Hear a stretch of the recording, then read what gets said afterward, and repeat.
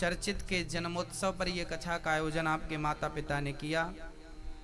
श्री भवानी शंकर जी, श्री महेश कुमार, गायत्री देवी, गणेश प्रसाद ममता देवी, मधु कृष्ण द्रौपदी देवी, रमेश चंद्र सुनीता देवी, अशोक कुमार रेखा देवी और आप समस्त क्षेत्रवासी और ग्रामवासी इस कथा को श्रवण करते हुए अपने जीवन को धन्य धन्य कर रहे हैं। आयोजक परिवार के लिए एक बार सुंदर तालियां के बच्चों के जन्मदिन में उन्होंने कथा का आयोजन कराया। ये बड़ी अद्भुत बात है। बच्चों का जन्मदिन किस प्रकार हमें मनाना चाहिए, इस परिवार से सभी को सीख लेना चाहिए। हम लोग जन्मदिन में आज यहाँ दूर दूर से भक्त भी आए हैं। भैया यमुना प्रसाद तिवारी जी भोपाल से आए हैं, तो इंदौर से कुछ भक्त आए हैं, राजगढ़ सुठाली या राजगढ़ से और ब्यावरा से बहुत सारे लोग रोज आ रहे हैं। हाँ, गुना से भी भक्त लगभग रोज आ रहे हैं। आप सभी दूर दूर से आ रहे हैं कथा सुनने। श्री यमुना जी भोपाल से अभी इन्होंने कथा का आयोजन कराया था, कुछ महीनों पूर्व पधारे हैं आज यहाँ। भक्तों, भगवान से हमें यही सीखना है। इस कथाओं के माध्यम से भगवान हमें क्या सिखाते हैं, कथाएं क्या सिखाती हैं, वो समझते हैं।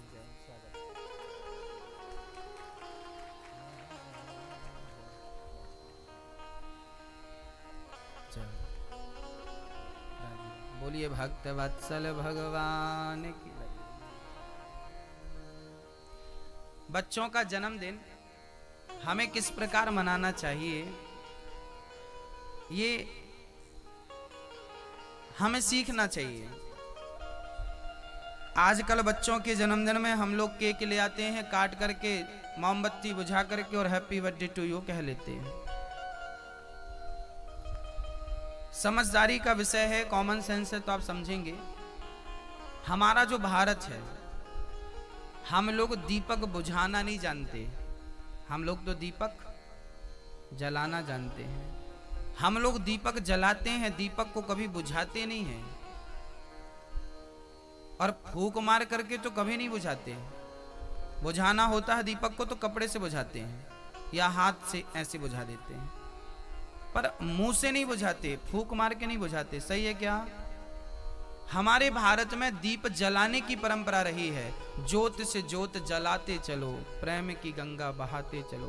पर विदेशी कल्चर बुझाना जानता है, आज वही कल्चर को भारत अपना बैठा है। आजकल बच्चों का जन्मदिन होता है तो बच्चों से ही दीप बुझाया जाता है। अरे पढ़े लिखे हो, पढ़े लिखे, थोड़ी तो अक्ल होनी चाहिए, कॉमन सेंस भी तो कोई चीज होती है। दीपक बुझाना क्या ये उचित है? आप आरती करते हो भगवान की तो दीप बुझा के कि जला के? दीपावली में दीप जलाते हो कि बुझाते हो? गृह प्रवेश में दीप जलाते हो कि बुझाते हो? हर शुभ कार्य में दीप जलाया जाता है, और बच्चे के जन्मोत्सव में दीप बुझा रहे हो। बताओ, भारतवासियों को आपको शोभा नहीं देता। अमेरिका जापान का आदमी बुझाए तो चलेगा, क्योंकि वो मूर्ख लोग हैं, और ये विश्व गुरु भारत आज ये हरकत कर रहा है तो निंदनीय है ही। आप समझदार लोग हैं। पूरी दुनिया में सबसे ज्यादा शिक्षित भारत में ही हुआ करते थे। अब प्रेजेंट में कितने हैं मैं नहीं जानता। शून्य का आविष्कार भारत ने किया, आर्यभट्ट भारतीय थे।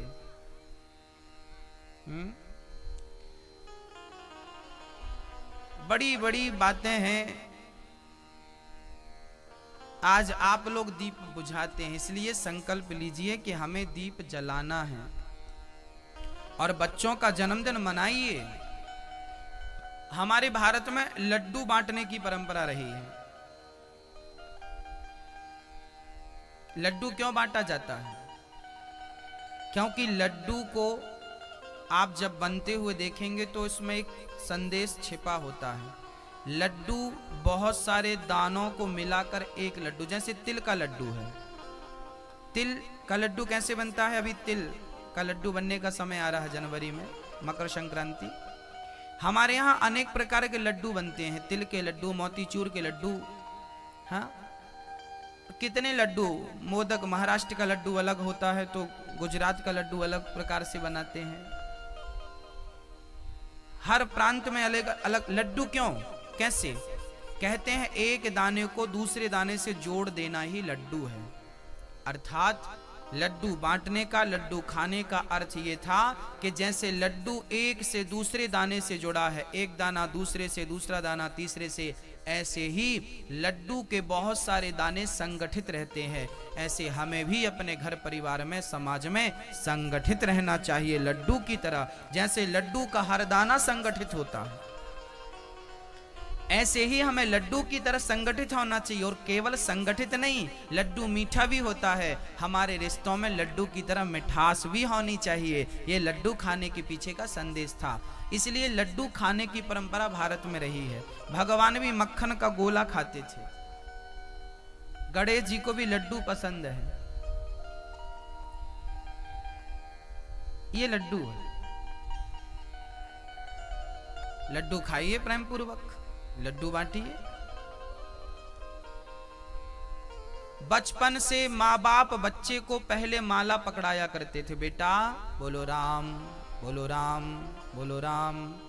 आजकल बचपन से चाकू पकड़ाते हैं। चल बेटा केक काट, केक काट, केक काट। तो काटना पीटना बचपन से आपने सिखाया है, बाद में फिर वो आपका सुखमय जीवन में आग लगा दे तो बाद में रोना मत, क्योंकि सिखाया।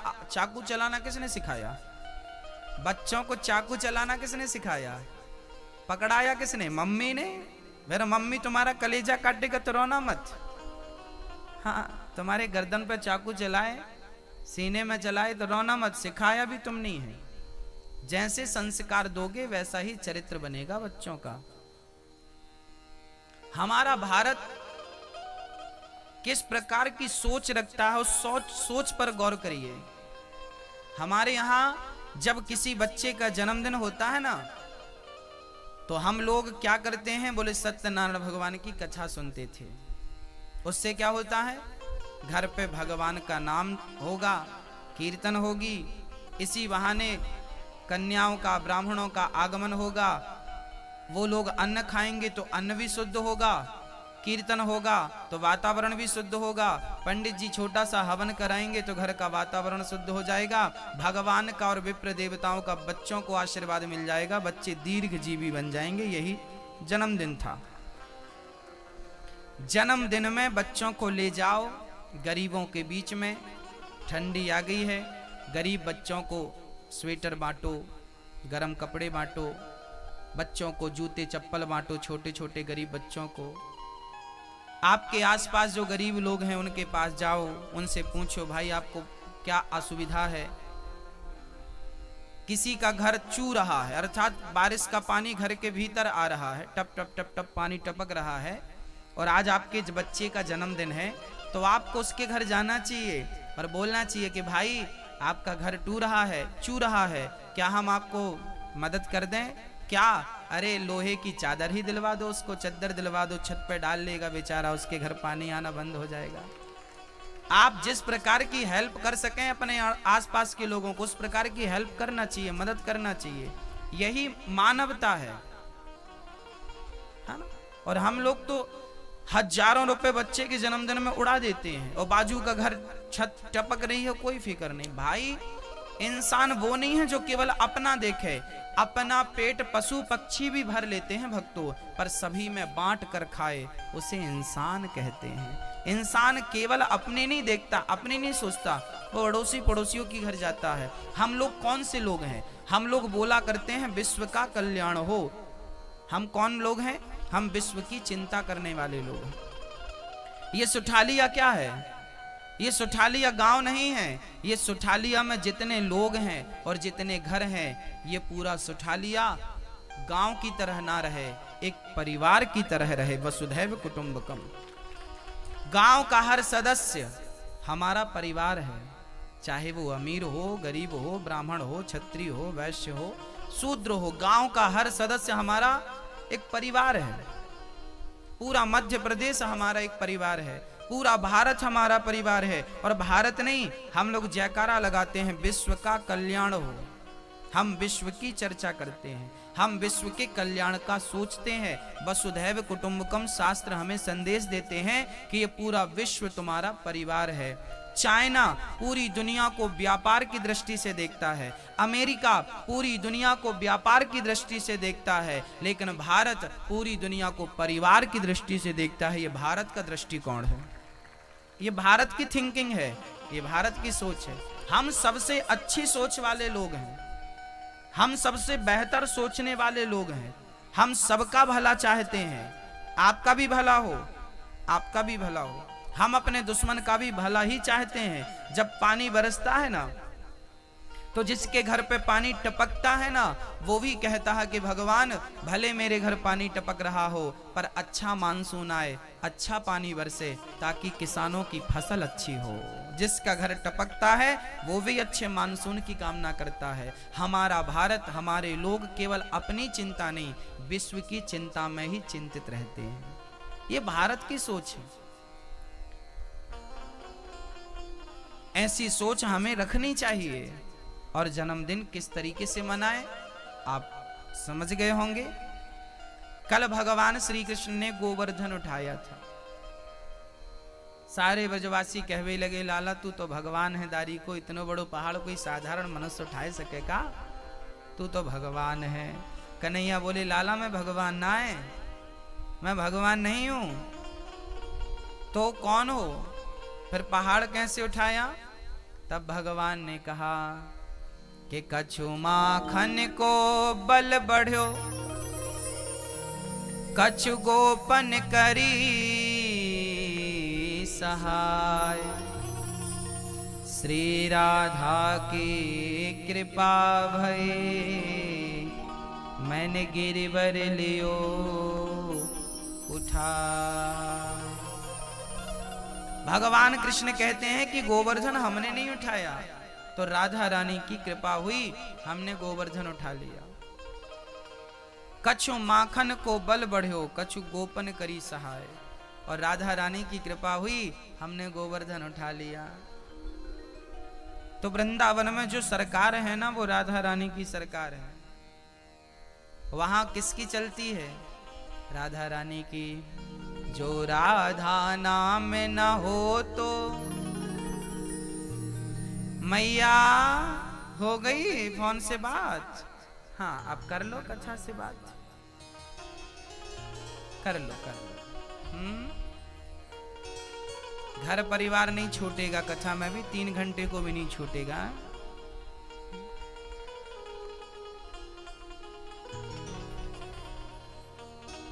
हाँ, वृंदावन में हुक्म चले बरसाने वाली का। वृंदावन में हुक्म चले बरसाने वाली का। श्याम भी देखो है दीवाना राधा रानी का। इलेक्शन हो गया, वोट दिखो पड़ गया रे, बनी राधा रानी की सरकार के झंडा गड़ गया रे। वृंदावन में सरकार किसकी है? जो राधा नाम न हो तो रस राज विचारो रो तो। जो राधा नाम न हो तो रस राज विचारो रो तो। ना हो तो कृष्ण अवतार जपे जा राधे राधे। ओ राधा अलबेली सरकार जपे जा राधे राधे। बड़ी अद्भुत महिमा है वृंदावन की। कैसे बताएं हम आपको। इसलिए तो लोग जाते हैं वृंदावन और मस्ती से गाते हैं कि ब्रज गलियों में झूम झूम के। ब्रज गलियों में झूम झूम के मन की तपन बुझाओ। राधे राधे गाओ, राधे राधे गाओ। दोनों हाथ उठाइए, बोलो राधे राधे राधे, बोलो राधे राधे राधे, बोलो राधे राधे। ओ ब्रज गलियों में झूम झूम के, ब्रज गलियों में झूम झूम के, मन की तपन बुझाओ, राधे राधे गाओ, राधे राधे गाओ, राधे राधे गाओ, राधे राधे गाओ, बोलो राधे राधे राधे, बोलो राधे राधे राधे, बोलो राधे राधे। ब्रज गलियों में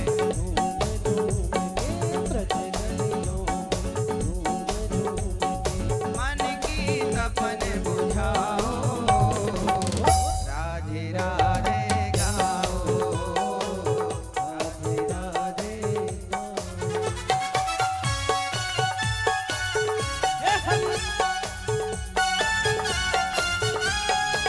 हरि।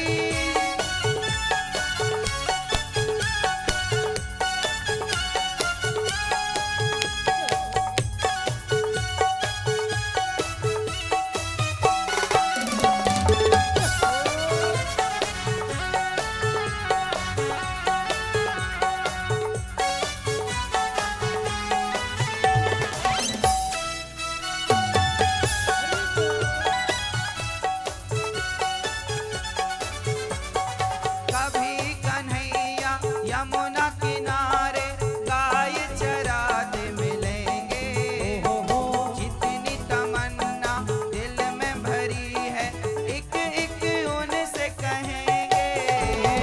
कभी कन्हैया जमुना किनारे गाय चराते मिलेंगे, जितनी तमन्ना दिल में भरी है एक एक उनसे कहेंगे। मन के मन मंदिर में प्यारे, मन के मन मंदिर में प्यारे, बाके बिहारी बिठाओ, राधे राधे गाओ, राधे राधे गाओ, बोलो राधे राधे राधे, बोलो राधे राधे राधे, बोलो राधे राधे। ब्रज गलियों में झूम झूम के, ब्रज गलियों में झूम झूम के, मन की तपन बुझाओ, राधे राधे गाओ, राधे राधे गाओ।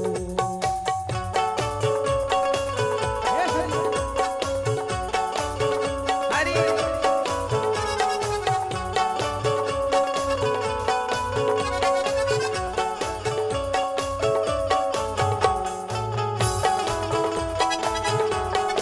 हो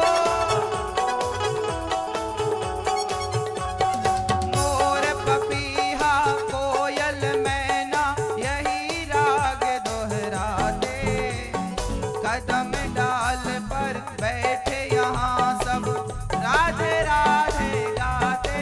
मोर पपीहा कोयल मैना यही राग दोहराते, कदम डाल पर बैठ यहाँ सब राधे राधे गाते।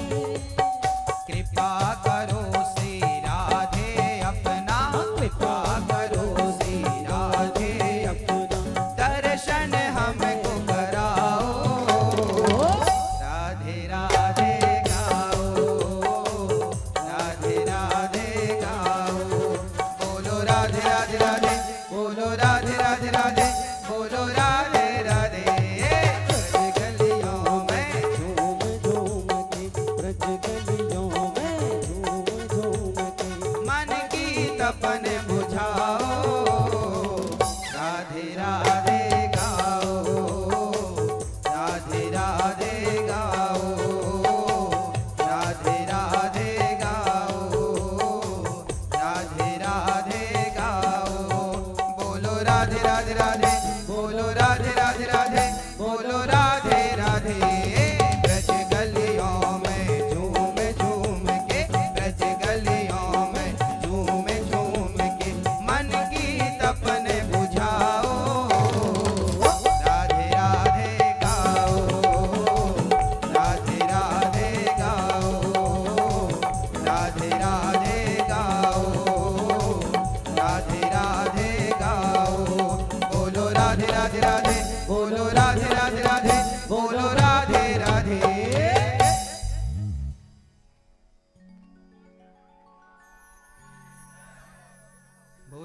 भक्त वत्सल भगवान की जय।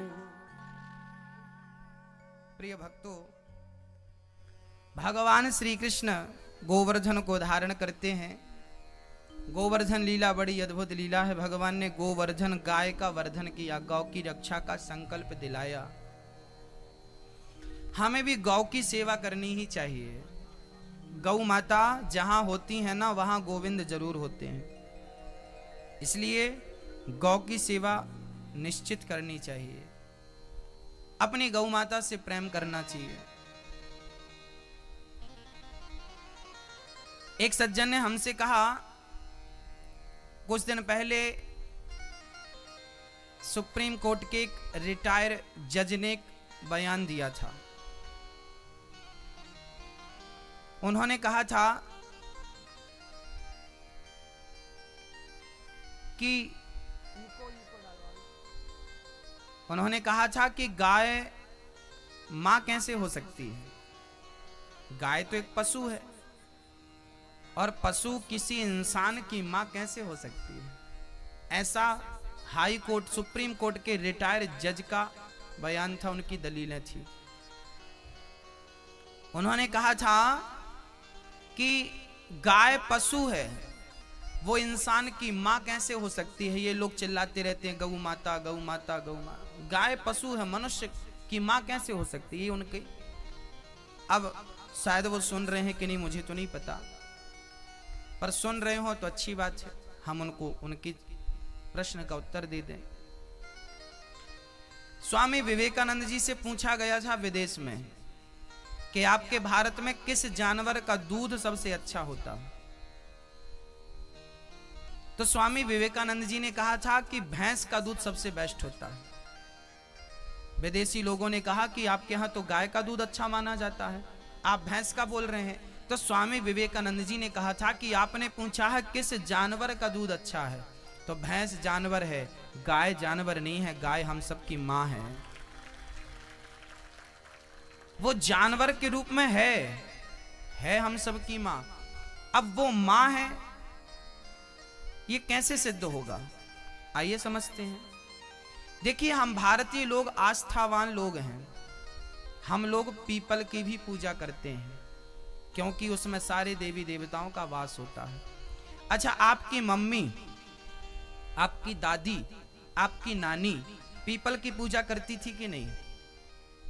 वो अंगूठा छाप थी, अनपढ़ थी, पर पीपल की पूजा करती थी। पीपल पे जल चढ़ाना, पीपल पे दिया रखना करती थी। वो अनपढ़ थी फिर भी करती थी। अब प्रश्न ये खड़ा हुआ, वो क्यों करती थी? उन्हें पता था कि पीपल ही एक ऐसा वृक्ष है जो प्रकृति के बढ़ने वाले प्रदूषण को समाप्त कर सकता है। 24 घंटे ऑक्सीजन देने वाला सृष्टि में कोई वृक्ष है तो उसका नाम पीपल है। आज विज्ञान पढ़ने वाले विद्यार्थियों को ये बात अभी पता चली कि पीपल 24 घंटे ऑक्सीजन देता है। आपकी दादी अनपढ़ थी, उसे पता था, इसलिए वो पीपल को पूजती थी कि तू ही प्रकृति के प्रदूषण को समाप्त करने की सामर्थ्यता रखता है। इसलिए हम उसका आदर करते हैं, भले वो वृक्ष हो पर आदर करते हैं। दूसरी बात, गाय मां क्यों है? क्योंकि सृष्टि में एक गाय ही ऐसी है जो ऑक्सीजन लेती है तो ऑक्सीजन ही छोड़ती है, नो कार्बन डाइऑक्साइड। हम ऑक्सीजन लेते हैं, है ना, कार्बन डाइऑक्साइड छोड़ते हैं। जबकि गाय, भैंस नहीं, बकरी नहीं, कुत्ता बिल्ली नहीं, केवल गाय ऑक्सीजन लेती है और ऑक्सीजन देती है। वो प्रकृति से कुछ लेती नहीं है। तुम्हें पीने को माँ, कभी कभी डॉक्टर कहता है कि माँ का दूध बच्चे को नुकसान कर रहा है, दूध मत पिलाना, तो किसका दूध पिलाएं? उस जमाने में जब पाउडर वगैरह नहीं मिलते थे, इतनी मेडिकल, इतने डॉक्टर नहीं थे, तब डॉक्टर वैद्य कहा करते थे कि गाय का दूध सबसे उत्तम दूध है जो बच्चे को सुपाच्य है। तो गाय एक ऐसी माँ है जो आपकी माँ का दूध यदि आपको नहीं पचता, पर गाय माता का दूध सब बच्चे पचा लेते हैं, इसलिए हम उसे माँ का दर्जा देते हैं। वो मां है कि नहीं हमें नहीं पता, पर मां का दर्जा हमने उसे दिया, क्योंकि वो प्रकृति से कुछ नहीं लेती। ऑक्सीजन लेती है, ऑक्सीजन वापस करती है। आप करके दिखाओ, नहीं करोगे। दूसरी बात, गाय को क्यों मां कहते हैं, मैं आपको बताता हूं। वो रिटायर जो जज थे ना, वो ये भी कहते थे कि हम तो गाय का मांस खाते हैं। वो कहते हैं गाय तो पशु है, हम तो उसका बीफ खाते हैं। वो खाते होंगे, परंतु हम भारतीय लोग, आस्थावान लोग, हिंदू लोग गाय को मां मानते हैं। क्यों? जम्मू कश्मीर के आगे जहां पर बर्फ भयंकर होती है, वहां पर भी ना लोग रहते हैं। हमारे भारत के जवान वहां पर पहरा देते हैं। वहां पर भी कुछ लोग रहते हैं, कश्मीरी लोग। उन कश्मीरी लोगों से कभी आप मिलें तो वो बताएंगे वहां पर बकरी नहीं होती, याद रखना। वहां पर भैंस नहीं होती, ये भी समझ लेना। वहां पर केवल गाय होती है। पूछा गया कि क्यों? बोले इतना माइनस तापमान है, इतनी ज्यादा बर्फ, इतनी ज्यादा सर्दी है कि भैंस को यहां लाते हैं तो मर जाती है, बकरी को यहां लाते हैं तो बकरी मर जाती है। लेकिन इस तापमान पर भी, इस टेम्परेचर में भी वहां पर गाय ने अपने आप को अनुकूलित किया और गाय ने जिंदा रह करके वहां के लोगों को दूध पिलाकर जिंदा रखा। गाय ऐसी है जो अपने बच्चों के लिए बर्फ में भी जिंदा रह सकती है और रहती है। भैंस जहां जिंदा नहीं रहती, वहां गाय जिंदा रहती है। अनुकूलित है उसकी बॉडी, उसका शरीर। चलो उत्तर भारत की बात हो गई। अब दक्षिण भारत में चलो, जहां जरूरत से ज्यादा गर्मी है वहां भी भैंस और बकरी मर जाती है, पर गाय वहां भी जिंदा रह करके और वहां बच्चों का लालन पालन करती है। इसलिए गाय को मां माना जाता है कि पूरब से पश्चिम, उत्तर से दक्षिण तक वो सबका पालन करती है, अपने दूध से सबका पालन पोषण करती रहती है। उसके रोम रोम में देवी देवताओं का वास होता है। इस दुनिया में केवल गाय का मूत्र ही पीने लायक है और किसी का मूत्र पीने लायक नहीं है। गंगा जल से ज्यादा शुद्ध किसी का मूत्र है तो गाय का मूत्र है। गंगा जल से ज्यादा शुद्ध किसी का दूध है तो गाय का दूध है। दही है, मक्खन है, क्या नहीं देती गाय। गाय के पंचगव्य को पिया जाए तो व्यक्ति बीमार नहीं पड़ता। गौशाला में सोएगा तो टीबी का रोग समाप्त हो जाएगा।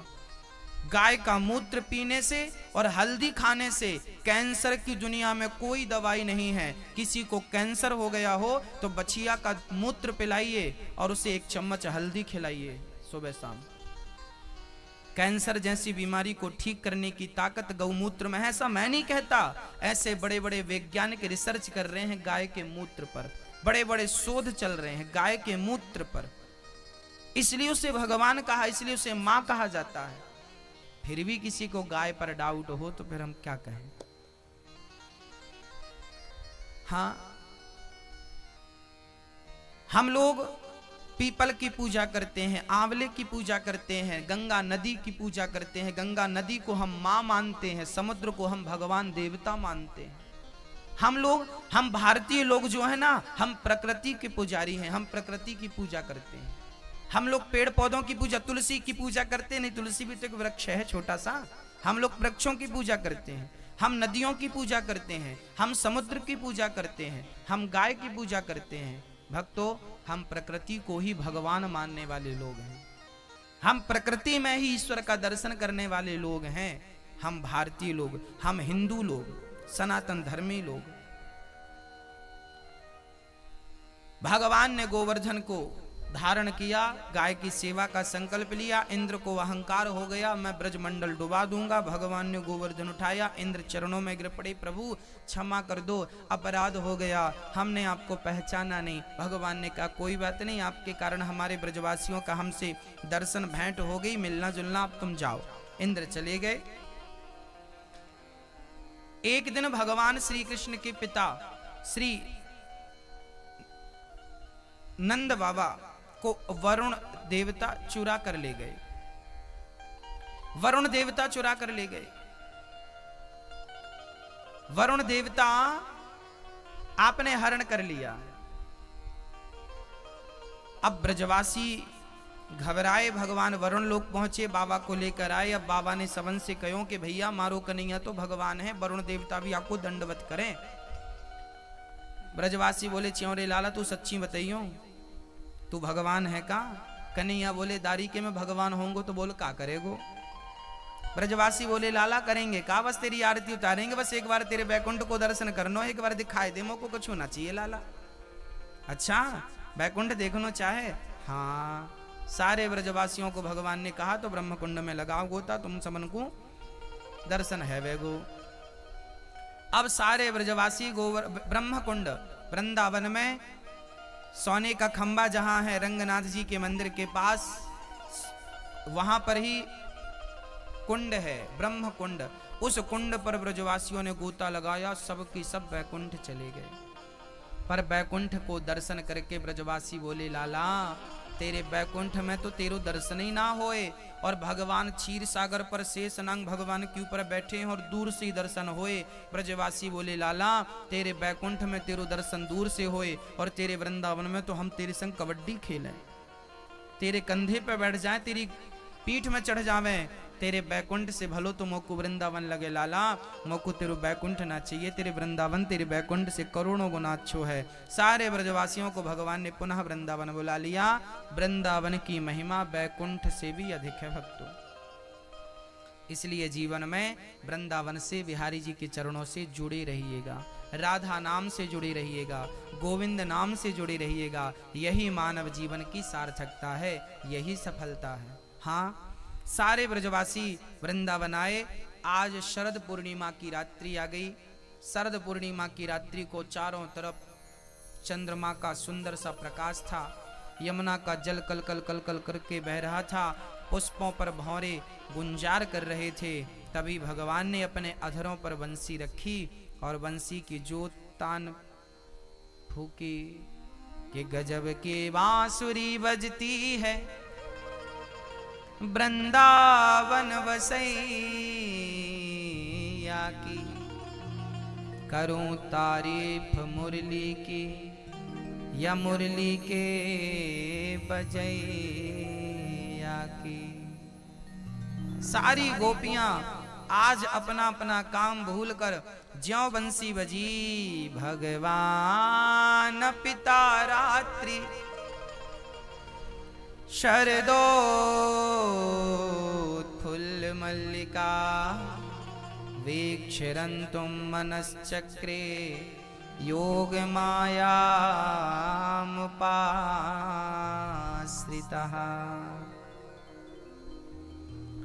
आज भगवान ने सुंदर सी बांसुरी बजाई, किसका आवाहन किया?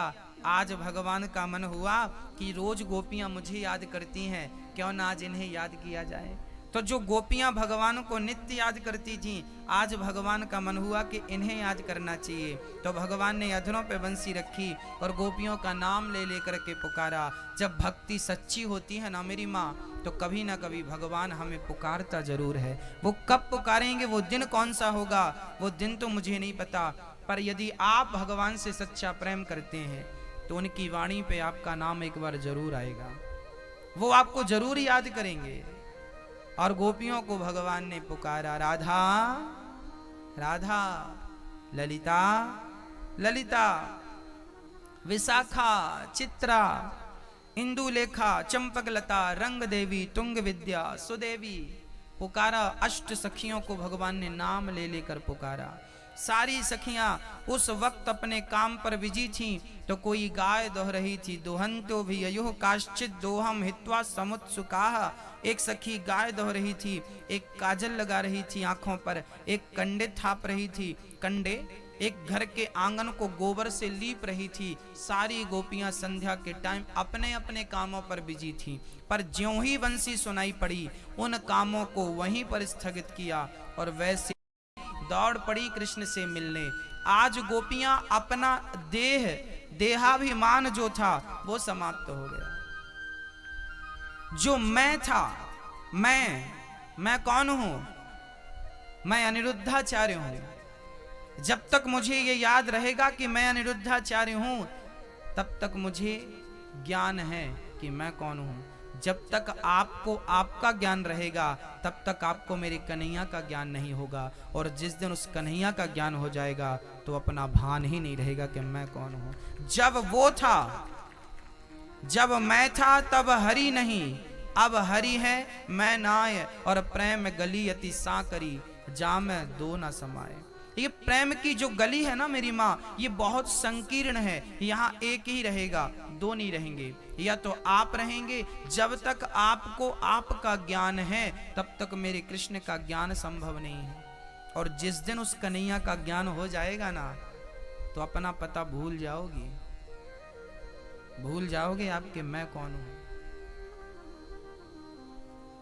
भक्तों, उस ईश्वर की प्राप्ति के लिए हमें क्या करना पड़ता है? हमें जीरो होना पड़ता है, शून्य होना पड़ता है, सब कुछ खोना पड़ता है। हम जब सुठालिया आए तो रास्ते में लिखा था सुठालिया 10 किलोमीटर। जहां अंक 10 था, क्या वहां सुठालिया था? आगे आए तो सुठालिया 6 किलोमीटर, पत्थर पर किनारे रोड में। जहां 6 था, क्या वहां सुठालिया था? आगे आए सुठालिया 1 किलोमीटर। जहां 1 था, समझिएगा दादाजी और भैया जी, जहां 1 था क्या वहां सुठालिया था? आगे आए तो लिखा था सुठालिया 0, शून्य। जहां कुछ नहीं था वहां सब कुछ था कि नहीं?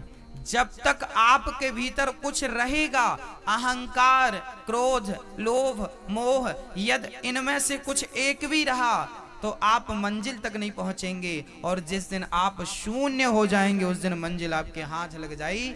जब वो था तब मैं नहीं, वो आ गया तो मैं समाप्त हो गया। मैं मतलब अहंकार, मैं अनिरुद्धाचार्य हूं, मुझे ये ज्ञान है, अभी मैं भगवान से दूर हूं। जब मैं भूल जाऊंगा कि मैं कौन हूं, जब मुझे मेरा ही पता ना रहे तब उसका पता लग जाएगा। मुझे अपने आप को मिटाना पड़ेगा, समाप्त करना पड़ेगा।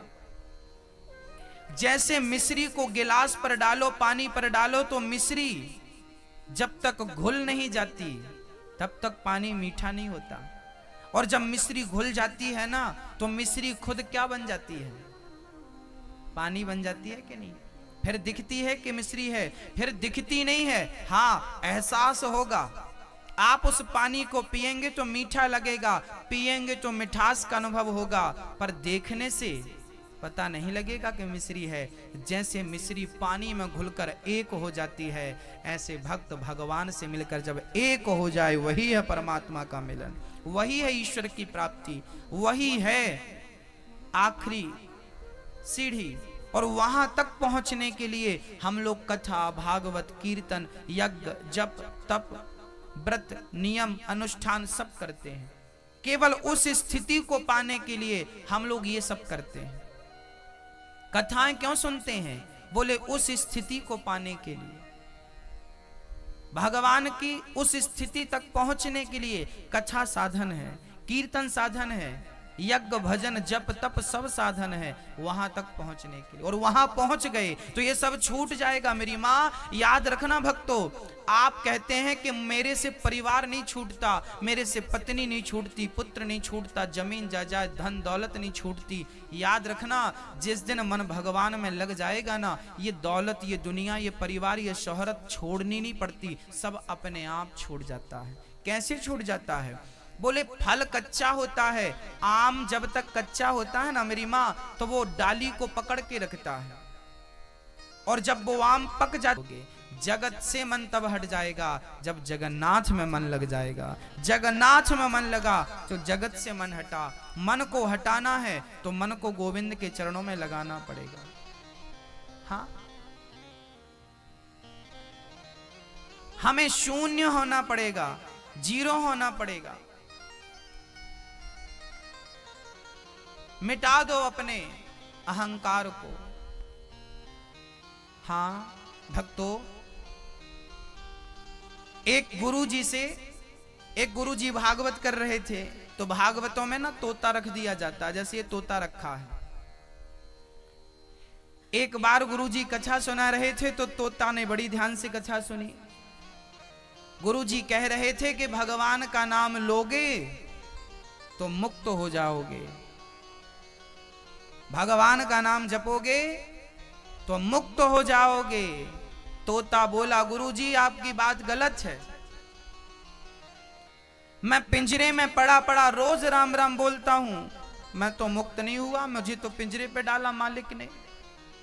तब गुरुजी ने कहा कि भव सागर से तो मुक्त हो जाएगा, पर पिंजरे से मुक्त होना है तो दूसरा उपाय है। क्या उपाय है? गुरुजी ने तोते को बुलाया, यहां आ। तोते के पिंजरे के पास गुरुजी ने जाकर तोते के कान में कह दिया, सुन, यदि तुझे मुक्त होना है तो मर जा, मर जा। तोता बोला, क्या कह रहे हो? गुरुजी बोले, तो झूठा मूठा मर जा। गुरुजी की बात चेले को अच्छी लगी। तोता सुबह दोनों पांव पर करके पड़ा था। मालिक को लगा कि मर गया। पिंजरा खोला, तोते को निकाला और जैसे ही निकला तोता उड़ गया आकाश में। मुक्ति चाहते हो तो मरना पड़ेगा, मरना पड़ेगा। किसे मरना पड़ेगा? बोले, अहंकार को मरना पड़ेगा, क्रोध को मरना पड़ेगा, लोभ को मरना पड़ेगा। जब आप अपनी तमाम बुराइयों को मार डालेंगे, जिस दिन मारेंगे उसी तारीख में आपका उद्धार हो जाएगा, मोक्ष हो जाएगा। आपकी इच्छाएं, आपकी वासनाएं मर जाएंगी, वही तो मोक्ष है, वही तो मुक्ति है। हम मार नहीं पाते ना, मोक्ष हो नहीं पाता। मोक्ष चाहते हो तो अपनी इच्छाओं को, वासनाओं को समाप्त कर दीजिए। यही बाधा है आपके मोक्ष में, यही बाधा है। सारी गोपियां अपना भान, अपना देहा भान भूलकर, अपने देह को भूलकर, जो सखी जिस हाल में थी दौड़ पड़ी कृष्ण से मिलने। कन्हैया कन्हैया कहती हुई सखी चल पड़ी।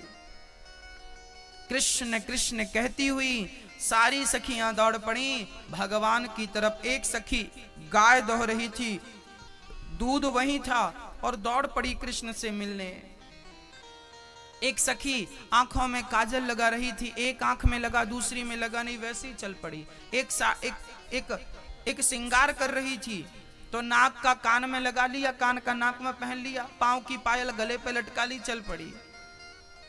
अब सोचो वो कैसी दिख रही होगी जो पांव की पायल गले पे लटका के जा रही है, और कान के बाले को नाक पे लगा लिया, नाक की बाली को कान पे लगा लिया। भूल गई वो क्या करना है, अपना देहाभिमान भूल कर और बस श्याम सुंदर से मिलने चल पड़ी। एक सखी गाय के गोबर से घर आंगन को लीप रही थी, हाथ पर गोबर था, धोने का समय कहाँ था। जैसे ही बंसी सुनाई पड़ी सखी उस हाल में चल पड़ी। श्री सुखदेव जी ये बातें क्यों कह रहे हैं? श्री सुखदेव भगवान इसलिए कह रहे हैं कि भगवान से गोपियों का किस प्रकार प्रेम था, किस कोटि का प्रेम था। जरा विचार करिए, जरा समझिए किस प्रकार का गोपियों के अंदर प्रेम था। गोविंद को पाने के जैसी थी वैसी चल पड़ी, अर्थात आप जैसे हो वैसे ही भगवान के पास जाओ। अंदर से कुछ और हो, बाहर से कुछ और बनोगे, गोविंद स्वीकार नहीं करेगा। जैसे हो वैसे ही बनकर जाओगे, भगवान हृदय से लगा लेंगे। सारी गोपियां आई, भगवान ने सबका स्वागत किया। स्वागतम वो महाभागः प्रियं किं करवाणि वः ब्रजस्या नामयं कश्चित् ब्रूता गमन कारणम्। भगवान स्वागतम वो महाभागा प्रियम किम करवाणी, भगवान ने सबका स्वागत किया। देवियों आओ आओ आओ, ये बताओ यहाँ आने का हेतु क्या है, यहाँ आने का उद्देश्य क्या है। सारी गोपियां आई, भगवान ने कहा गोविंद आपने हमें बुलाया, हम चली आई। भगवान बोले हमने कब बुलाया, हमने कब बुलाया, हम तो बांसुरी बजा रहे थे, आप आई, कोई बात नहीं, आ गई हो ना, ये जंगल बड़ा खतरनाक है, बड़े बड़े शेर हैं, मार डालेंगे तुम्हें, एक काम करो जल्दी से अपने घर को चली जाओ। गोपियां बोली कन्हैया तुम्हें पाने के लिए आ गई हैं, अब आपको छोड़ करके जगत के पास जा नहीं सकती। कन्हैया ने कहा देखो देवियों, अपने पतियों को छोड़कर आई हो, हमें कभी भी अपने पति का परित्याग नहीं करना चाहिए। आज भगवान गोपियों को उपदेश करने लगे कि देवियों पति कैसा भी हो, हमें कभी भी अपने पति का त्याग नहीं करना चाहिए। आज गोविंद कहते हैं कि एक ही धर्म एक व्रत नैमा, काय वचन मम पति पद प्रेमा, धीरज धर्म मित्र अरु नारी, आपत्तिकाल परखिए चारी। चार लोगों की पहचान विपत्ति के समय पे होती है। धीरज अर्थात आपका धैर्य, धीरज, धर्म, हमारे धर्म की परीक्षा भी विपत्ति के समय पे होती है, क्योंकि समय विपरीत आए ना तो फिर लोग धर्म की परवाह नहीं करते। हाँ, धीरज धर्म मित्र, मित्र की पहचान भी विपत्ति के समय होती है। नोट जेब में बहुत हो तो बहुत लोग मित्र बन जाएंगे, पर खाली जेब हो तो अपने भी छोड़ देते हैं। उस हाल में कोई मित्रता निभाए वो सच्चा मित्र है। धीरज धर्म मित्र और नारी, स्त्री भी विपत्ति के समय पे छोड़ देती है, सब नहीं पर बहुत। पति काम धाम नहीं करे तो कहने लगती है निकम्मा घर पे ही बैठा रहता, कोई काम धाम करता है, निठल्ला है। और काम धाम करो ना तो पत्नी भी प्यार करती है। ये दुनिया स्वार्थ लाग करें सब प्रीति, सुर नर मुनिजन की यह रीति। ये दुनिया स्वार्थ बस प्रेम करती है, निस्वार्थ प्रेम कोई कर सकता है आपसे तो केवल कन्हैया प्रेम करते हैं भक्तों। वो आपसे कोई कामना नहीं करते, वो कुछ नहीं चाहते, वो जीव मात्र से प्रेम करते हैं। पति भगवान नारियों को पातिव्रत धर्म का पाठ पढ़ा रहे हैं, है ना। पति कौन है?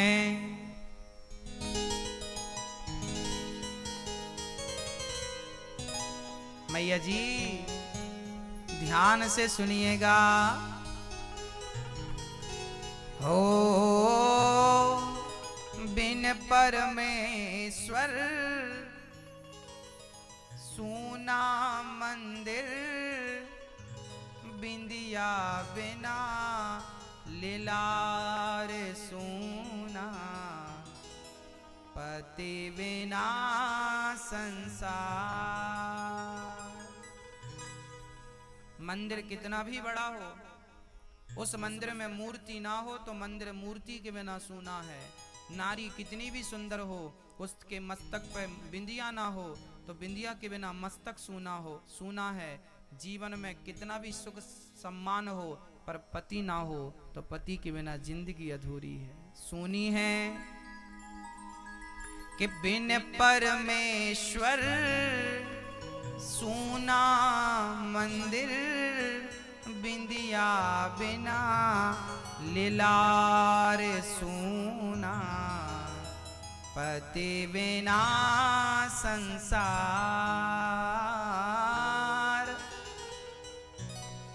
पति ही जप है, पति ही तप है, पति ही है करतार। जिस नारी ने पति को पाया, उसकी नैया पार सूना, पति बिना संसार। मैया जी पति ही जप है। पति क्या है मेरी माँ? मैया जी, ओ मैया, आप अपने पति का सम्मान करती हो कि नहीं? नहीं, पति भगवान होता है।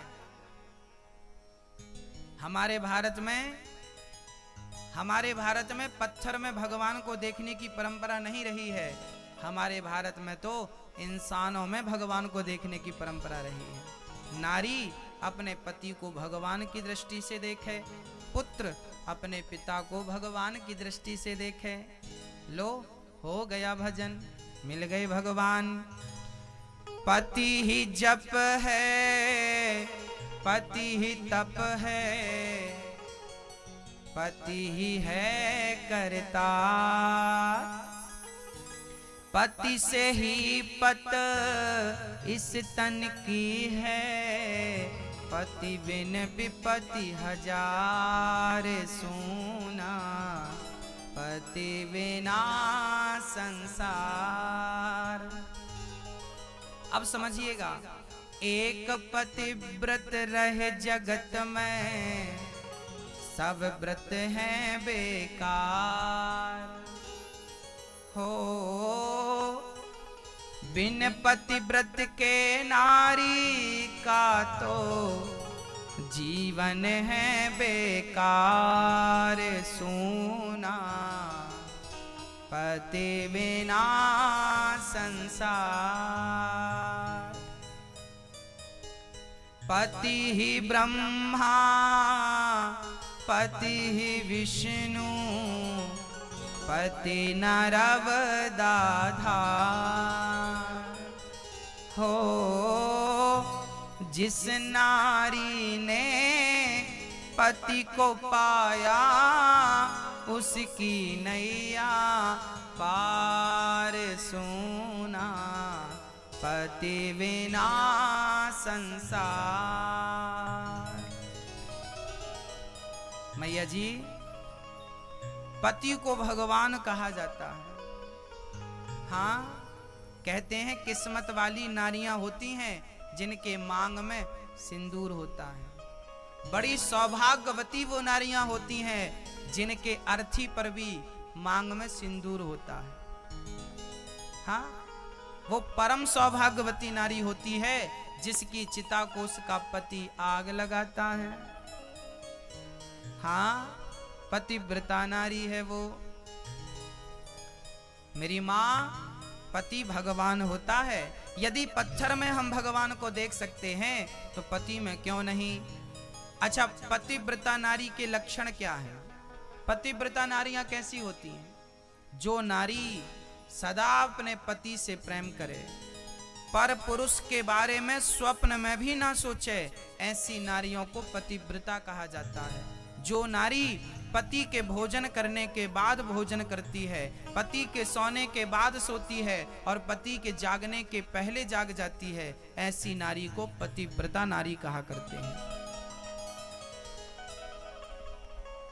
पति भगवान की दृष्टि से देखा जाए, ये भगवान है। सीता ने राम को क्या माना? माता अनसुईया ने डाल दियो पालना,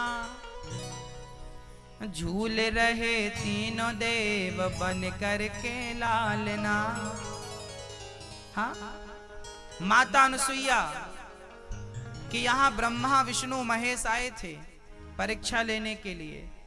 माँ भिक्षा दो। खड़ी हो गई अनसुईया जी, लो बाबा जी भिक्षा ले लो।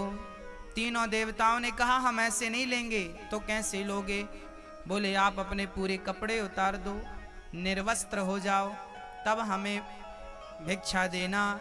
अनसुईया जी ने मन में विचार किया कि यदि मैं निर्वस्त्र हो गई पर पुरुष के सामने तो मेरा पातिव्रत धर्म बिगड़ जाएगा। तब माता अनसुईया ने हाथ में जल लेकर कहा, हे प्रभु, यदि मैंने सच्चे मन से अपने पति की सेवा की हो और मैं पतिव्रता नारी हूं तो ये तीनों पुरुष बच्चे बन जाएं। कहकर जल छोड़ा तो ब्रह्मा विष्णु महेश बच्चे बन गए। पलना रखा, तीनों को झूला झुलाती है कि माता अनसुईया ने डाल दियो पालना, कि झूल रहे तीनों देव बन करके लालना। तीनों बच्चों को झूला पर रखा, चारों अब राम झूला झूल रहे हैं, भगवान विष्णु ब्रह्मा और शिव। जब तीनों देवियां आई, माता जी क्षमा करो, हमारा पति वापस करो। माता जी बोली कौन सा पति? बोले ये हमारा 3 आए थे ना पुरुष, वो हमारे पति थे, ब्रह्मा विष्णु महेश, हम तीनों उनकी पत्नियां हैं। ये ब्रह्माणी हैं, ये पार्वती जी हैं और ये सरस्वती जी हैं। अच्छा, अनुसुईया जी से तीनों ने कहा हम आपकी बहू हैं, हमारा पति लौटा दो। अनुसुईया जी बोली तो पड़े हैं, पति उठा के ले जाओ अपना। अब तीनों चक्कर में पड़ गई। राम राम बहुत छोटे हैं और तीनों एक से दिख रहे हैं। पार्वती सोची मैं ब्रह्मा को ना उठा लूं, अदला बदली ना हो जाए। तीनों पहचान ना सकी अपने पतियों को। अनुसुईया जी बोली देवियों कैसी पतिव्रता हो, अपने पतियों को नहीं पहचान पाई? जब माँ पार्वती को, माँ लक्ष्मी को और माँ सरस्वती को अहंकार हो गया कि मेरे जैसी पतिव्रता दुनिया में नहीं है, तब इन तीनों का अहंकार माता अनुसुईया ने तोड़ा था। और माता अनुसुईया ने कहा देवी कैसी पतिव्रता हो, अपने पति को नहीं पहचान सकती? तब माता अनुसुईया ने कहा हे प्रभु मैं सच्ची पतिव्रता हूँ, तो इन तीनों के पति जैसे थे वैसे हो जाएं। तीनों वैसे हो गए, तीनों चरणों में गिर पड़े। और ऐसी माता अनुसुईया के चरणों में हम प्रणाम करते हैं। आज तक के इतिहास की सबसे बड़ी पतिव्रता नारी कोई है तो अनुसुईया माता। बोली अनुसुईया माता की। आपके पति का नाम था श्री अत्रि मुनि। ये अनुसुईया माँ वही माँ है जिनके आश्रम में राम जी रुके थे। ये वही माँ है कि जब सीता जी वनवास गई थी ना, तो सीता जी को सुंदर से आभूषण पहनाए थे माता ने और पातिव्रत धर्म का उपदेश किया था। तो भैया जी मैया जी पति कौन होता है? कौन होता है? भगवान होता है। तो पत्नी कौन होती है साहब? यत्र नार्यस्तु पूज्यन्ते रमन्ते तत्र देवता तत्रैतास्तु न पूज्यन्ते सर्वास्तत्राफला क्रिया। कहते हैं जिस घर में नारी का आदर होता है, जो पुरुष अपनी नारी का आदर करता है, सम्मान करता है, उस घर में लक्ष्मी का अन्नपूर्णा का वास रहता है। वहां पर अन्नपूर्णा और लक्ष्मी का नित्य निवास रहता है, देवताओं का वास रहता है। और जिस घर का पुरुष नारी पर अत्याचार करता रहता है, अच्छा पुरुष ना कुछ अहंकारी स्वभाव का होता है। पुरुष को लगता है कि नारी तो हमारे पांव की जूती है। कई पुरुष नारी को ना क्या मानते हैं? पांव की। क्या मानते हो आप लोग? आप तो अच्छे लोग हो, पर कुछ लोग ना पांव की जूती मानते हैं। ये बहुत बड़े वाले बेवकूफ लोग हैं। मैं आज आपको बता दूं कि नारी जो है वो पांव की जूती नहीं है। नारी तो आपके सिर की पगड़ी है, आपका सम्मान है, आपकी शोभा है, आपके कुल की मर्यादा है, आपकी शान है। नारी वही नारी है ना जिसने आपको पिता बनने का सौभाग्य दिया है। आपके बेटे को 9 महीने गर्भ में ना रखती तो आपका वंश आगे कैसे चलता? आपके वंश को आगे चलाने वाली नारी पांव के जूती कैसे हो सकती है? वो तो आपका सम्मान है, आपके सिर की पगड़ी है। मूर्ख लोग होते हैं वो पुरुष जो अपनी नारी का अनादर करते हैं, नारी का तिरस्कार अपमान करते हैं। अरे नारी निंदा ना करो, नारी नर की खान, और नारी ने पैदा किए राम कृष्ण हनुमान। नारी ना होती तो राम भी ना होते, नारी ना होती तो आप जितने मर्द बैठे हैं एक भी नहीं होता। मर्दों को पैदा करने वाली नारी है।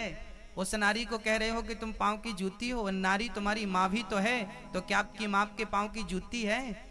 नारी केवल एक रूप में नहीं होती। नारी जब आपके बच्चे की माँ बनती है तब वो आपकी पत्नी के रूप में होती है। नारी जब आपके